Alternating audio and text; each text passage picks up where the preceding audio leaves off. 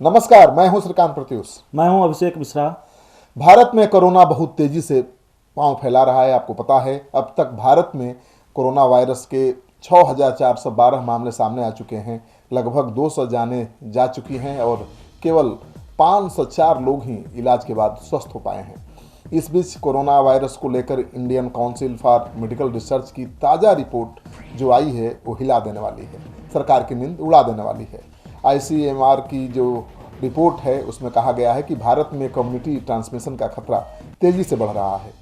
जिन जिलों में इस तरह के मरीज ज़्यादा देखने को मिल रहे हैं वहाँ और ज़्यादा सतर्क रहने की ज़रूरत है।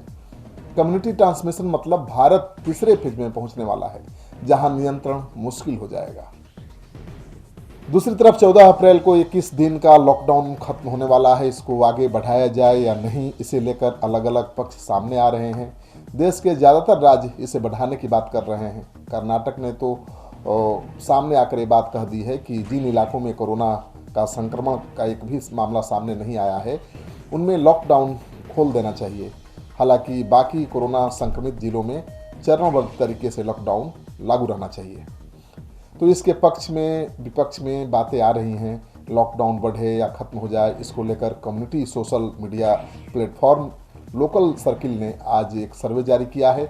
इस सर्वे में तकरीबन 26,000 लोगों ने ऑनलाइन हिस्सा लिया है।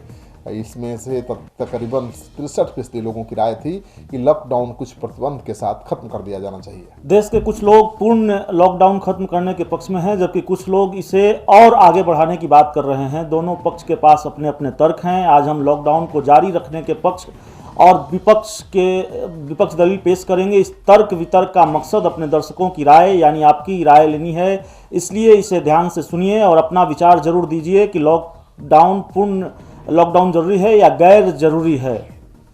केंद्र सरकार ने जब पूर्ण लॉकडाउन की घोषणा की थी उसके पीछे 3 मकसद थे। पहला, चेन ऑफ ट्रांसमिशन को ब्रेक करना। दूसरा, लोगों को इस बीमारी की गंभीरता समझाना। और तीसरा मकसद था तीसरे चरण के लिए तैयारी करना। 21 दिन का लॉकडाउन ही सही है मेरी राय में।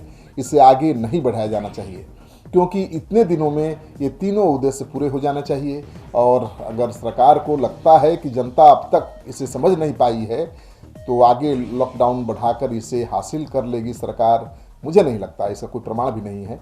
Centre for the studies of developing society का अध्ययन बताता है कि बड़े शहरों में कमाने खाने वाली आबादी में से 29% लोग दिहाड़ी मजदूर हैं। उपनगरीय इलाकों की खाने कमाने वाली आबादी में दिहाड़ी मजदूर 36% हैं। गाँव में ये आंकड़ा 47% के पास है, जिनमें से ज़्यादातर खेतिहर मजदूर हैं। इन आंकड़ों से साफ जाहिर है कि देश में इतनी बड़ी आबादी को लॉकडाउन बढ़ने पर रोजगार नहीं मिलेगा। ऐसे में उनकी परेशानी और बढ़ेगी। सरकार ने बेशक इनके लिए आर्थिक पैकेज की घोषणा की है, लेकिन वो कितने पर्याप्त हैं इस पर भी सवाल है। रोज कमाकर खाना ही दिहाड़ी मजदूरों के लिए एकमात्र विकल्प है। इनके कामकाज का अभाव इन्हें जीते जी मार रहा है।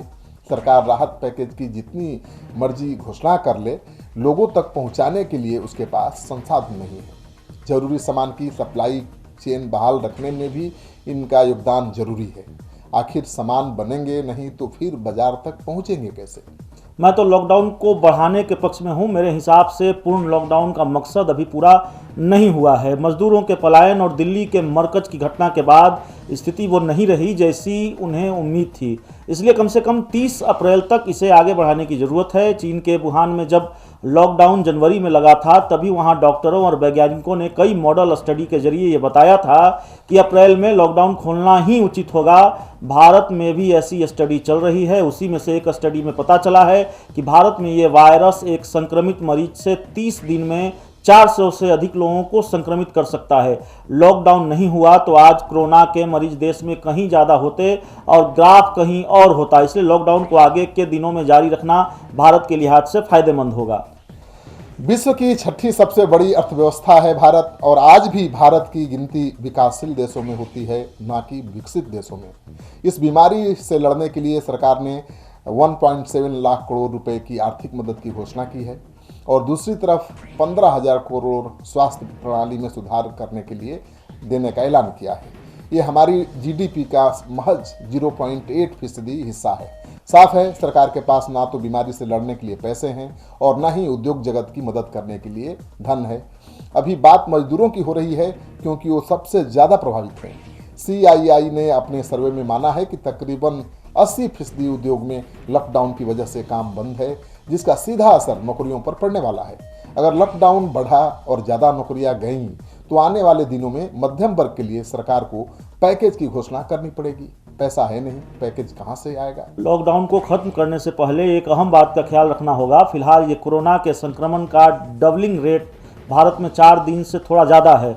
डॉक्टर और एक्सपर्ट की राय यह है कि अगर भारत में कोरोना के मामले हर दिन 8-10 में दोगुने हुए तो इसे बेहतर स्थिति कह सकते हैं। इसलिए इंतजार करने की ज़रूरत है। लॉकडाउन खत्म करते ही लोगों की आवाजाही एक प्रदेश से दूसरे प्रदेश में शुरू हो सकती है, जिससे अब तक के केंद्र और राज्य सरकारों के प्रयासों पर पानी फिर सकता है। उनके मुताबिक लोगों से एक दूसरे में फैल रही है बीमारी। अगर लोगों की आवाजाही शुरू हो गई तो भारत की जनसंख्या इतनी है और आबादी इतनी ज़्यादा घनी है कि तब इसे काबू में करना मुश्किल हो जाएगा। केवल हॉट स्पॉट पर लॉकडाउन करके कुछ हद तक इसे काबू में किया जा सकता है, लेकिन एक बार लोगों की आवाजाही शुरू हो जाएगी तो जिन इलाकों में आज नहीं है वहाँ भी कोरोना संक्रमण पहुंच सकता है। निकट भविष्य में इस बीमारी से निपटने का कोई समाधान भी नज़र नहीं आ रहा। किसी भी तरह का कोई टीका बनने में कम से कम 6-8 महीने लगेंगे ही और कोई कारगर दवा भी नहीं मिल पा रही है। ऐसे में उचित होगा कि लॉकडाउन में ज़्यादा से ज़्यादा रहने की आदत डाल लें। संक्रमण के दौर में मौत को भी लोग दो तरीके से देख रहे हैं। एक जो कोरोना से मर रहे हैं, हर टीवी चैनल और अखबार में रोज उनकी गिनती पहले दिखती है। दूसरे वो जो कोरोना से इतर दूसरी बीमारियों से मर रहे हैं, जैसे किडनी, हार्ट फेल, डायबिटीज़। पहले जैसी स्थिति होती तो शायद उन्हें इलाज बहुत अच्छा मिलता या थोड़ा बेहतर मिलता, और सरकार आज कोरोना से हुई मौत को लेकर ज़्यादा संजीदा है। लेकिन दूसरी तरफ की मौत से भी हम इस समय मुंह नहीं मोड़ सकते। ना तो सरकार के पास ये आंकड़े हैं कि लॉकडाउन बढ़ाने से वो कितनी जानें बचा लेंगे, या ना हमारे पास ये आंकड़े हैं कि भूख से कितने लोग मरेंगे। समस्या दोनों ही गंभीर है। फर्क बस ये है कि आप किस चश्मे से चीज़ों को देखते हैं। मेरे हिसाब से चरणबद्ध तरीके से लॉकडाउन हटाना लॉकडाउन को बढ़ाने की तुलना में ज़्यादा बेहतर विकल्प है। भारत को जर्मनी और दक्षिण कोरिया से ज़्यादा सबक सीखना होगा। इन दोनों देशों ने भारत की तरह पूर्ण लॉकडाउन नहीं किया, फिर भी यहाँ पाए गए पॉजिटिव केस के मुकाबले कोरोना संक्रमित मरीजों की मौतें बहुत कम हुई हैं। दोनों देशों ने टेस्टिंग ज़्यादा की और बिना पूर्ण लॉकडाउन के सोशल डिस्टेंसिंग को लोगों को अपनाने के लिए जागरूक किया।